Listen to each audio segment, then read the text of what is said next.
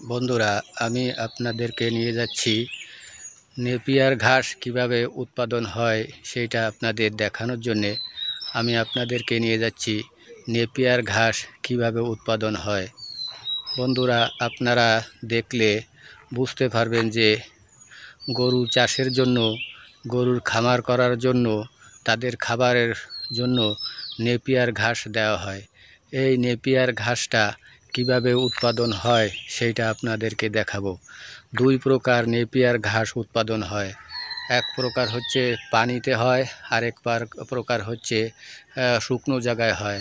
তা শুকনো জায়গায় এবং পানিতে হয়। দুই প্রকার নেপিয়ার ঘাস আপনাদেরকে আমি দেখাবো। চলুন বন্ধুরা, আমরা দেখি নেপিয়ার ঘাস কিভাবে উৎপাদন হয়। আমরা এখন যাচ্ছি বিলে, যেখানে নেপিয়ার ঘাস উৎপাদন হয় সেইখানে যাচ্ছি আমরা। চলুন বন্ধুরা, আমরা দেখে আসি। বন্ধুরা, আমরা অবশেষে এসে পড়েছি যেখানে নেপিয়ার ঘাস চাষ করা হয় সেইখানে। এইখানে আপনারা দেখছেন যে কত নেপিয়ার ঘাস এখানে চাষ করা হয়েছে। এই নেপিয়ার ঘাস থেকে গরু পালন করা হয়। গরু এই ঘাস খেলে প্রচুর পরিমাণ দুধ এবং শক্তি পুষ্টি পায়। এই ঘাস চাষ করে তারপরে গরু পালন করা হয়। বন্ধুরা, দেখছেন চারিদিকে কত নেপিয়ার ঘাস এখানে চাষ করা হয়েছে। এই নেপিয়ার ঘাসে প্রচুর পরিমাণ শক্তি আছে। এতে দুধ এবং প্রচুর পরিমাণ মাংস তৈরির জন্য এই ঘাসগুলো গরুর জন্য খুব উপকারী।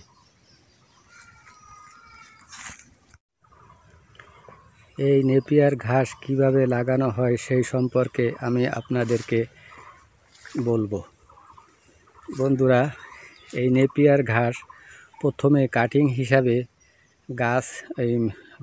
হিসাবে নিয়ে জমি উত্তম রূপে চাষ করার ফলে এটা কাটিং লাগাতে হয়।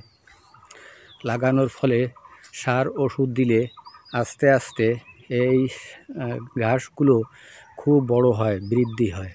তারপরে এই ঘাসগুলো যদি আপনি কেটে কেটে গরুদের খাওয়ান, তাহলে এই ঘাস কাটার পরে আবার ওইখান থেকে আবার বড় হয়। এবার প্রতি মাসে 2 বার 3 বার করে আপনি কেটে কেটে এই নেপিয়ার ঘাস, এই বিদেশি জাতের ঘাস আপনি গরুদের খাওয়াইতে পারেন। এতে গরু তাড়াতাড়ি মোটা তাজা হয় এবং প্রচুর পরিমাণ দুধ দেয়। নেপিয়ার ঘাস আপনি বিভিন্ন চাষের জমি থেকে সংগ্রহ করতে পারবেন। যারা এই নেপিয়ার ঘাস চাষ করে তাদের সঙ্গে আপনি যোগাযোগ করে আপনি এই নেপিয়ার ঘাসের কাটিং আপনি সংগ্রহ করতে পারবেন। এবং যখন পানি শুকনো থাকে, জমি শুকনো থাকে, তখন উত্তম রূপে এই জমি চাষ করে তারপরে এই কাটিংগুলো লাগায় দিয়ে তারপরে আপনি যদি সার ওষুধ দেন, তাহলে উত্তম রূপে এই ঘাস হয়। সেই ঘাস থেকে আপনি সারা বছর গরু পালন করতে পারবেন। গরুর এখন যে পরিমাণ দাম, গরুর দাম অনেক। আপনি যদি একটা গরু মোটা তাজা করতে পারেন, 4 মাস যদি একটা গরু খাওয়ায় মোটা তাজা করতে পারেন, তাহলে দেখা যাচ্ছে আপনি প্রচুর পরিমাণ লাভবান হতে পারবেন এই গরু থেকে। তাই আপনাদেরকে আমি সাজেশন করব, আপনারা যারা বেকার আছেন তারা এই গরু পালন করতে পারেন। গরু পালন করে আপনারা স্বাবলম্বী হতে পারেন। বন্ধুরা, আমি আপনাদেরকে গরু চাষের বিষয় কিছু টিপস বলবো। আপনারা যারা গরু পালন করতে চান, তারা প্রথমে বিভিন্ন বাজারে গিয়ে, গরুর হাটে গিয়ে ছোট ছোট গরুর বাছুর ক্রয় করবেন বা ছোট ছোট বাছুর আপনারা সংগ্রহ করবেন। যদি গরু মোটা তাজা করতে চান, তাহলে আপনাদেরকে যে বেটা বাছুর আছে, ওই বেটা বাছুরগুলো আপনাদেরকে সংগ্রহ করতে হবে বিভিন্ন বাজার থেকে, বড় জাতের, উন্নত জাতের, যেগুলোর গায়ে পায়ে বড় এবং হাত পা লম্বা, এই ধরনের গরু আপনারা সংগ্রহ করবেন। তারপর এই গরুগুলো সংগ্রহ করার পর ওগুলো নিয়ে বাড়িতে একটা উন্নত পরিবেশে রাখতে হবে, যেখানে আপনারা পাকাপুক্ত ঘর আছে, গরুর ঘর, সেই গোয়ালে আপনাদের এই সমস্ত গরু রাখতে হবে। তা না হলে স্যাঁতসেঁতে অপরিষ্কার জায়গা রাখলে আপনার গরু পুষ্টি পাবে না এবং ভালো মোটা তাজা হবে না।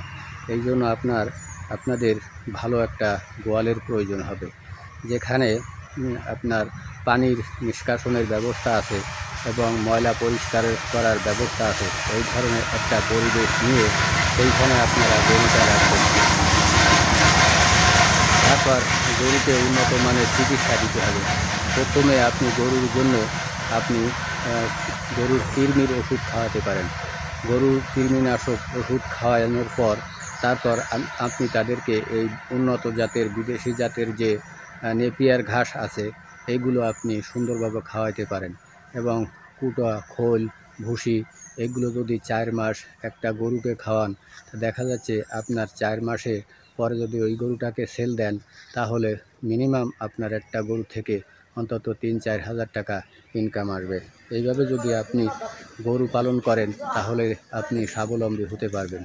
তাই বন্ধুরা আপনাদেরকে আমি সাজেস্ট করব, আপনারা গরু চাষ পালন করেন। যারা গ্রামের বাড়িতে থাকেন তারা এই গরু চাষ করে অনেক কোটিপতি হয়ে গেছে গরু চাষ করে।